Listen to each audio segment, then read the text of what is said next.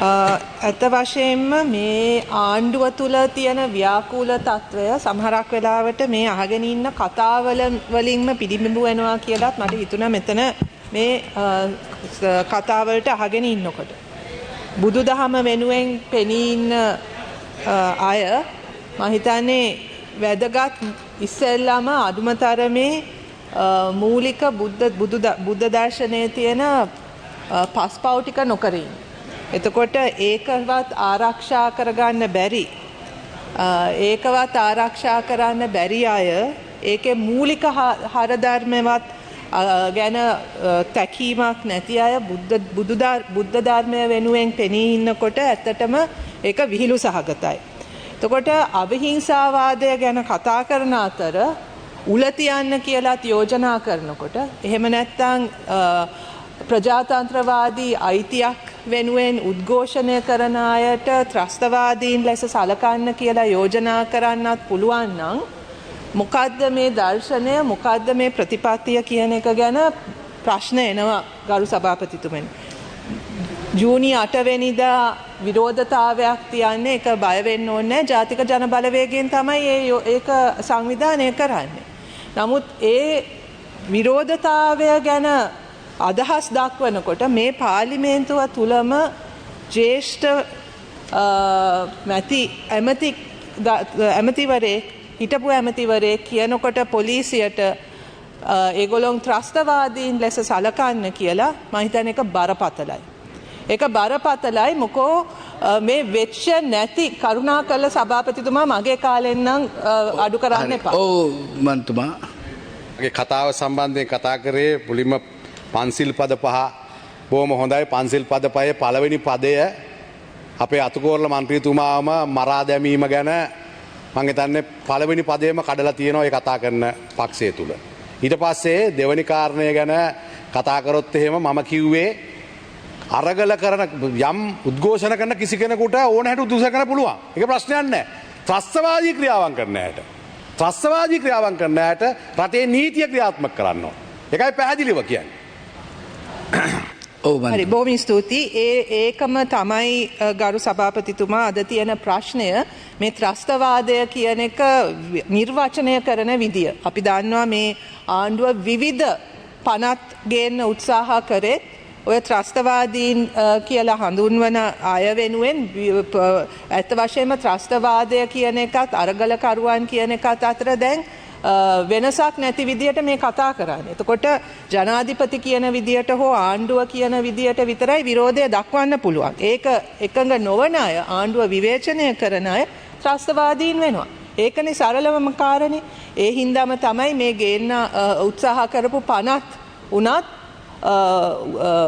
උසාවිය විසින්ම ප්‍රතික්ෂේප වෙන්නේ. මොකෝ මේවා මූලික නීතියට මූලික අයිතිවාසිකම් වලට මූලික ව්‍යවස්ථාවටත් පටහැනි නීති ගේන්න උත්සාහ කරන බව ඉතාමත්ම පැහැදිලි. ඉතින් ඒක නෙවෙයි ඇත්ත වශයෙන්ම මට අද කතා කරන්නත් ඕන උනේ මේ ආණ්ඩුව විසින් මේ ගොඩනගන මේ ඉතාමත්ම භයානක මතවාදයක් දැන් ගොඩනගන්න හදනවා. ඒක ආණ්ඩුව පැත්තෙනුත් ජනාධිපති මේ කරන ප්‍රකාශවලිනුත් ඒක හදමින් යන මතවාදයක්. It's a very dangerous narrative, honourable member. It's a very dangerous narrative. One is that the government is on the right path to recovery. The president in his address to the nation talked about 4 pillars.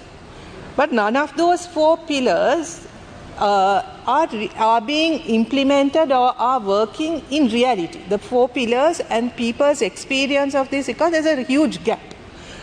But at the same time, the government is also presenting this idea that any resistance, any criticism of the government's policies is either is destructive, anti-government, and similar to any kind of terrorist activity.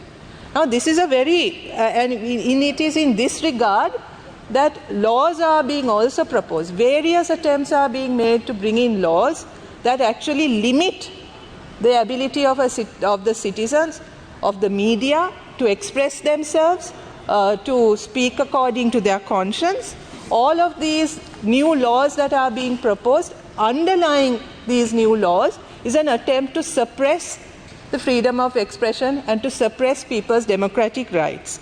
There's also this attempt to demonize critics.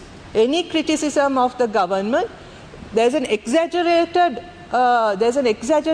reaction to that, where the individuals and the very personal attacks are made on people, and the critiques of the government are demonized. Now, all of this is also taking place within a context where the president is also claiming that elections are unnecessary, that people do not want elections. And who is he saying this to? He's making these remarks when he's addressing the judiciary, when he's addressing the members of the Bar Association, when he's addressing a law conference, that he is also saying that elections are unnecessary, that people do not want elections. So what is the underlying message here? That all of us must forego or give up any kind of all our democratic rights in order to support the government's economic reforms, which are also not having the desired effect. So, in other words, what the government is trying to do is setting up this narrative and attempting to bring about laws and also influencing the judiciary in anticipation of the resistance that is definitely going to emerge as a result of the failure of their economic program. The failure of their economic reforms is inevitable because this government is not on the right track. This government is on the wrong track. And this government continues to ignore the very real problems that people are facing, and it is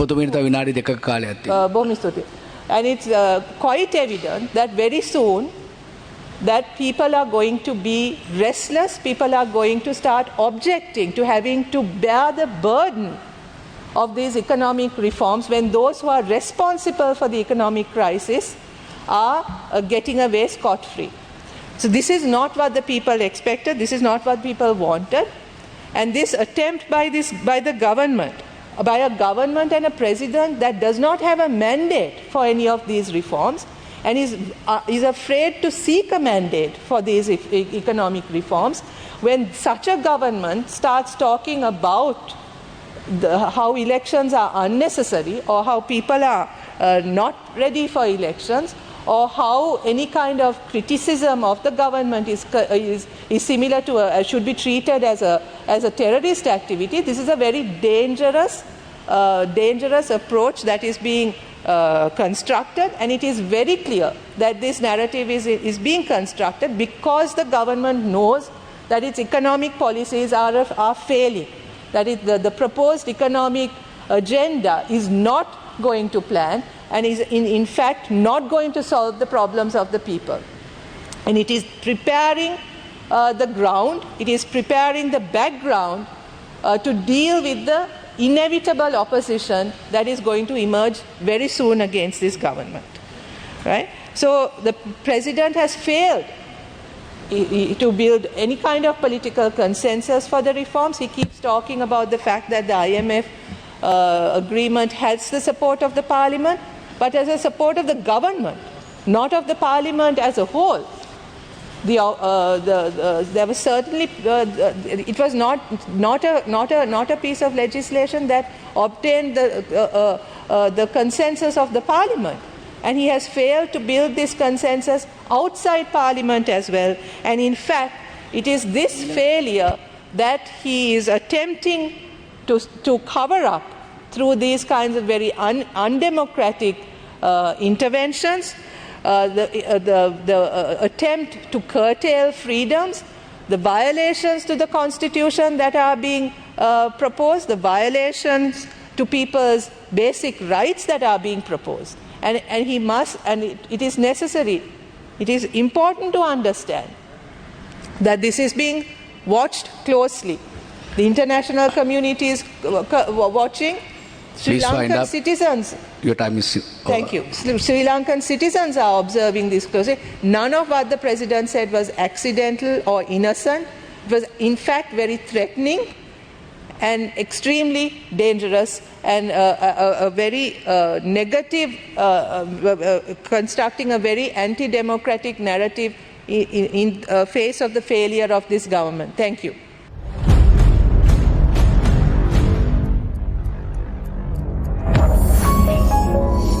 You're watching the Lifetraveler channel.